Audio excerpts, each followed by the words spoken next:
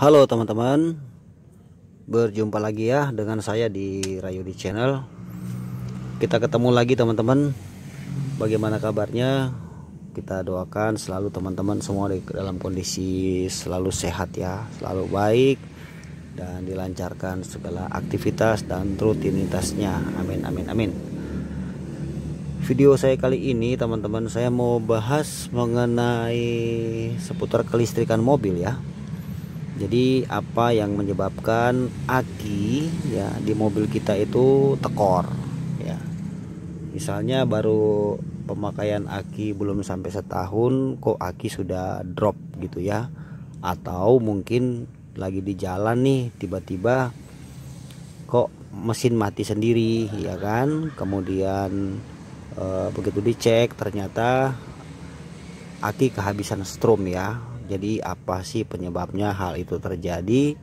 Saya akan bikin diagramnya ya, wiring diagramnya di sini. Jadi teman-teman harus fokus ya, harus betul-betul mengikuti apa yang saya jelaskan supaya nanti teman-teman bisa mendapat ilmu lagi ya, tambah-tambahan ilmu buat teman-teman yang masih awam, yang masih dalam tahap belajar. Jadi di sini saya tidak bermaksud menggurui ya atau mengajari, tapi kita di sini adalah sharing-sharing aja ya, berbagi ilmu dengan harapan bisa mendatangkan manfaat ya teman-teman ya. Oke.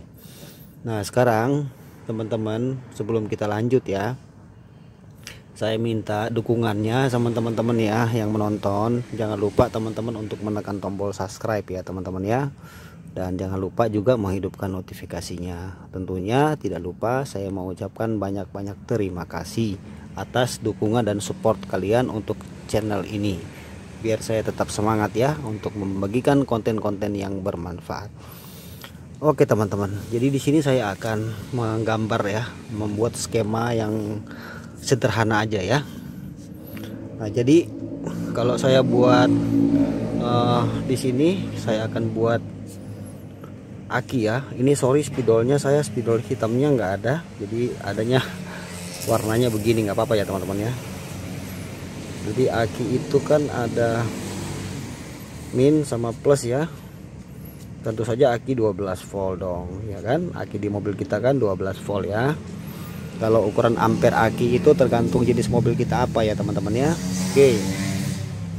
Kemudian ini kan yang min nanti jadi ground ya. Jadi ground atau kabel massa ya, massa body ya. Nanti yang plus ini kan dia akan masuk dari aki langsung ya. Ada yang masuk lewat dari kunci kontak, itu udah pasti dong ya, kunci kontak. Kemudian nanti ini akan masuk lagi ya ke namanya fuse box ya, atau kotak sikring. Nanti kan di sini dibagi-bagi ya teman-teman ya, dibagi-bagi. Jadi saya di sini untuk contoh saja saya bikin 4 fuse ya, 4 sekring. Nah, kemudian di sini ada lagi setrum langsung ya. Ini masuk dia ke namanya dinamo ampere. Ini saya kotak-kotak aja ya teman-teman ya, mohon maaf ya. Jadi di sini namanya dinamo ampere. Atau kata lainnya itu alternator. Kata lainnya lagi dinamo cas ya. Nah, nanti di sini tuh dinamo ampere ini, jadi saya bikin ini seringkas mungkin aja ya. Jadi poin-poinnya aja supaya kita tahu kenapa sih sampai aki itu bisa tekor gitu ya. Nah, kemudian setelah itu ya, di sini sudah ada kunci kontak, sudah ada fuse box, kemudian di sini sudah ada namanya alternator ya teman-teman ya. Tentu saja ini alternator yang menggunakan IC ya. Jadi di sini tuh kalau misalnya dilihat ya, di samping, di belakangnya dinamo itu kan ada yang 3 kabel ya, di sini ada yang 2 kabel. Sama aja itu ya, hanya 2 mendapat strom plus positif ya, satu lagi indikator ke lampu panel ya. Kemudian di sini saya akan buatkan ini ya. Ini anggap saja ini panel dashboard ya, yang ada lampu tanda ya. Jadi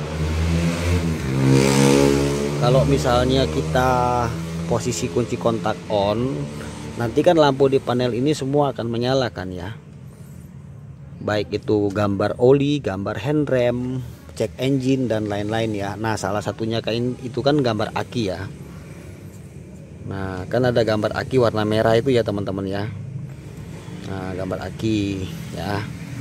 Nah, sekarang saya jelaskan sama teman-teman ya. Jadi aki ini ya, saat kita menghidupkan mobil di awal ya, maka ada namanya dinamo starter ya. Jadi saya bikin dinamo starternya di sini aja, yang dekat sama aki aja ya teman-teman ya. Jadi di sini saya anggaplah dinamo starter ya teman-teman ya. Nah, dinamo starter di sini ada satu lagi yang kecil tuh ya, solenoid switch ya, atau silicon switch, atau kita sebutnya switch. Nah, ada satu kabel besar ya, ini langsung masuk dia ke positif aki langsung. Ini tanpa fuse ya, tanpa sikring ya, langsung nih. Ini dinamo starter, jangan lupa ya, dinamo ampere, dinamo starter. Dinamo starter. Oke. Kemudian di sini ada satu kabel lagi kecil. Nah, ini dia nanti masuk, dia terhubung ke kunci kontak. Nah, ke sini nih ya, kunci kontak ini kan tadi ya, kunci kontak. Oke, jadi saat mulai mobil di starter ya, aki harus dalam kondisi dengan setrum yang full ya, powerful nih. Kenapa? Karena dinamo starter ini tugasnya untuk memutar engine ya, engine mesin. Nanti ini dia akan pertama-tama ya memutar namanya flywheel atau roda gila. Kemudian roda gila itu kan terhubung langsung dengan krek as ya, atau crankshaft, maka disitulah dia akan berputar. Nah, jadi ketika aki ini tidak mencukupi kelistrikan atau dayanya tidak cukup untuk memutar dinamo starter ini, maka dia akan tekor kan, maka tidak bisa di starter. Nah, sekarang konteks kita kan soal aki ya, yang nggak kuat ya, starter ya, atau tekor ya. Nah, jadi teman-teman perhatikan, saat mesin telah dihidupkan, maka tugas inilah yang bekerja ini ya. Kan ini dipakai semua, ini ada aksesoris ya, aksesoris lampu, wiper, AC ya, tip mobil, audio ya, macem-macem tuh, ditambah-tambah lagi lampu kolong, lampu apa ya kan.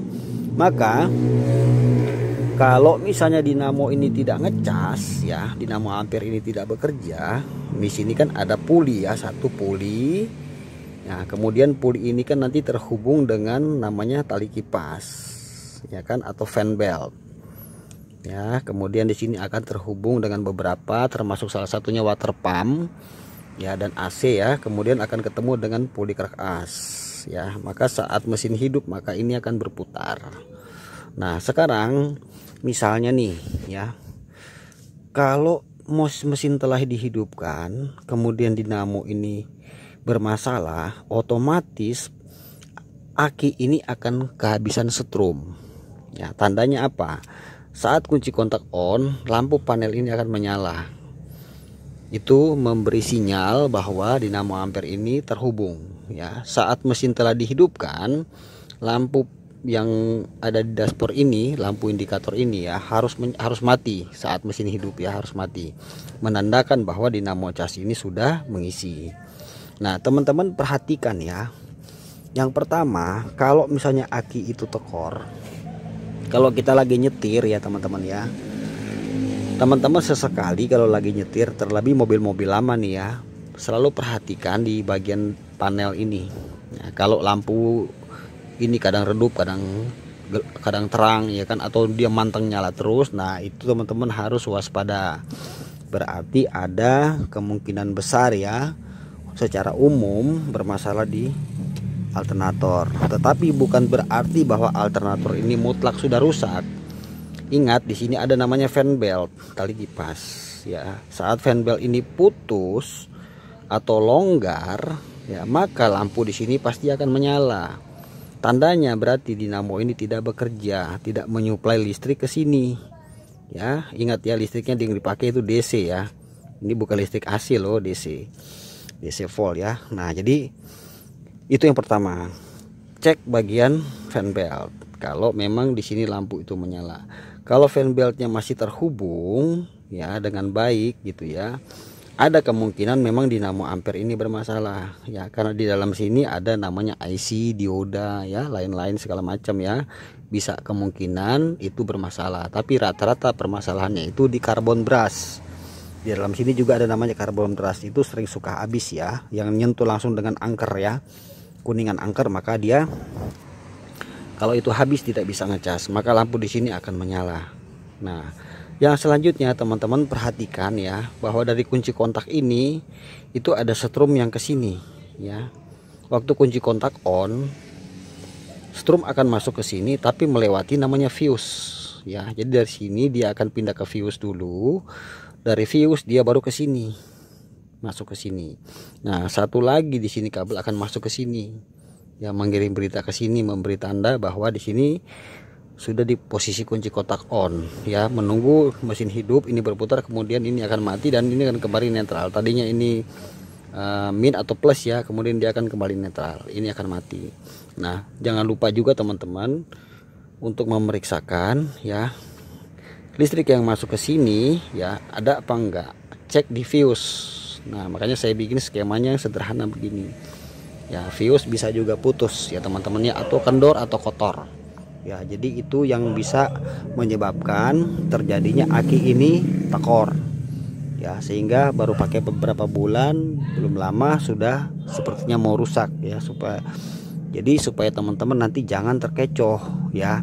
Maksudnya begini, betul aki itu tekor, kita memutuskan beli aki baru, ternyata permasalahannya bukan ada di aki ya kan, ternyata masalahnya ada di sini. Misalnya apakah fan beltnya putus, apakah dinamo ampernya bermasalah, apakah jalur listriknya bermasalah. Nah, jadi jangan buru-buru mengganti aki, kecuali memang kondisi aki ini sudah memang betul-betul pemakaiannya sudah lama ya, mungkin lebih dari 2 tahun. Nah, itu wajar, harus diganti ya teman-teman ya. Nah, jadi jangan sampai nanti teman-teman mengalami permasalahan yang seharusnya bisa kita tangani. Maksudnya penyakitnya ada di A, jangan kita bikin nanti obati yang B, maksudnya gitu ya teman-teman ya. Jadi penyakitnya di A, yang di A itu kita obati.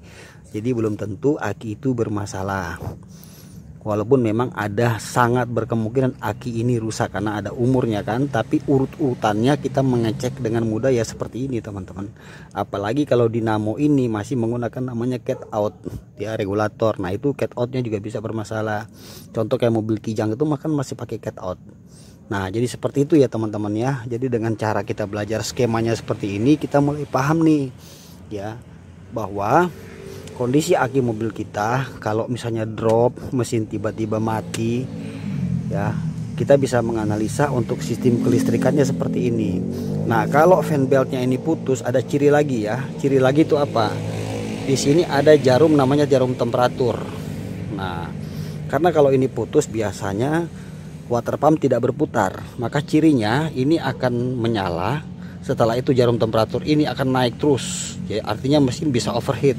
Kenapa? Karena tidak ada sirkulasi air, karena water pump tidak berputar, water pump tidak bekerja, disebabkan karena fan beltnya itu putus. Nah, begitu ya teman-teman ya. Jadi sampai sini aja dulu, sedikit saya bisa berbagi dengan teman-teman ya, sedikit berbagi. Mudah-mudahan video ini bisa bermanfaat untuk pengetahuan aja ya buat teman-teman semuanya. Oke teman-teman, terima kasih sudah menonton ya. Jangan lupa dukung channel ini terus, dan semoga video ini bisa bermanfaat. Jangan lupa subscribe ya teman-teman ya. Thank you, sampai kita jumpa di lain waktu dan kesempatan. Salam sukses selalu, bye.